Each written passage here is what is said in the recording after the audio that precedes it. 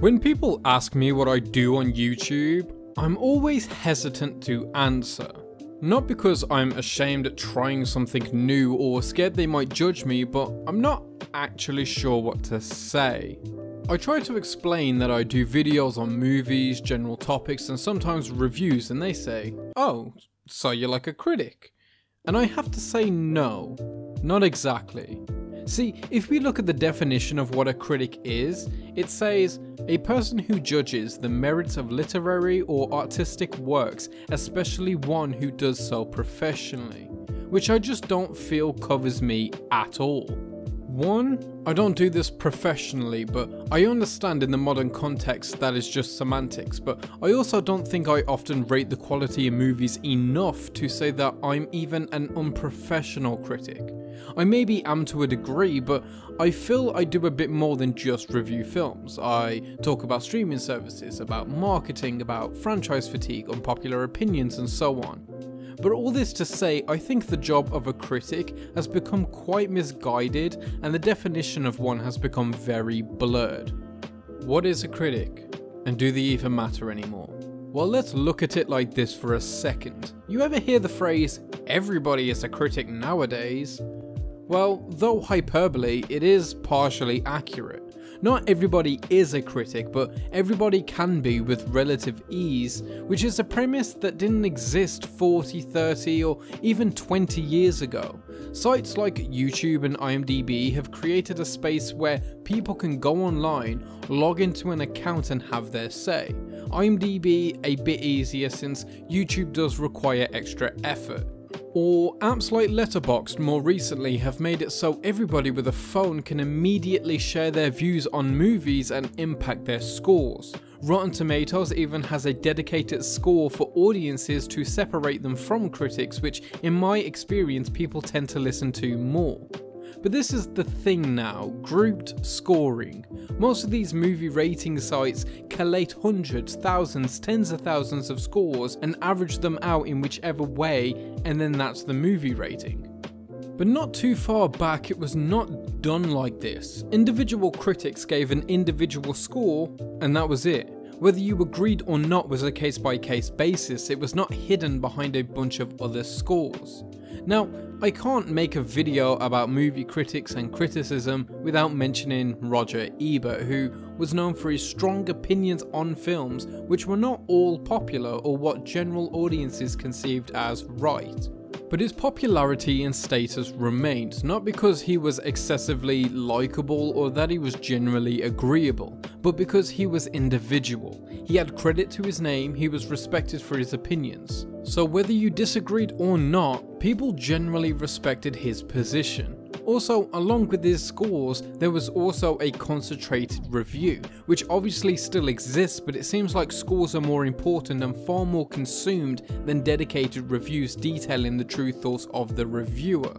The problem with making anyone a critic is that people like your mother Sue, who works at a bakery, and say Ken Roberts, who has been a successful critic for many publications for like 30 years, have almost equal footing in today's climate. Which has its positives, sure, but you'd be blind to not see the negatives in that. Also, the sudden influx of YouTube critics and Letterboxd reviewers is in one part awful because it slightly waters down the value of a critic. Before, people would listen to particular people and hear what they have to say and take it, whereas now people look at a score and go from that, which again has its positives and negatives. But the great thing about this influx is that people are far more likely to find a like-minded individual or group of people they can follow for recommendations or to just hear their points of view. Film is subjective, so hearing as many angles on a piece of art as possible surely has to be a great thing. Plus, because of the pure mass, people can find critics who have a niche or review certain genres or types that they're involved with, like people on YouTube that strictly do superhero stuff or animation stuff, horror reviewers, etc. Besides, we live in a world where more films are getting made than ever before, and surely the increase in art demands an increase in critics to simply handle the workload. People like Jeremy Jahns or Chris Stuckman can't review every single movie that releases, So there's always going to be someone who has reviewed your favourite movie or particular movie you're interested in seeing a review for. Social media may have made the critic redundant because, let's be real, back in the day, people could only hear about a film's quality through word of mouth or a published critic. Now it's easier than ever to get a general consensus for a film immediately. Just go on Twitter and search a film name, you'll have a million mini reviews for it instantly. So I think we need to see what really qualifies a critic in the modern day.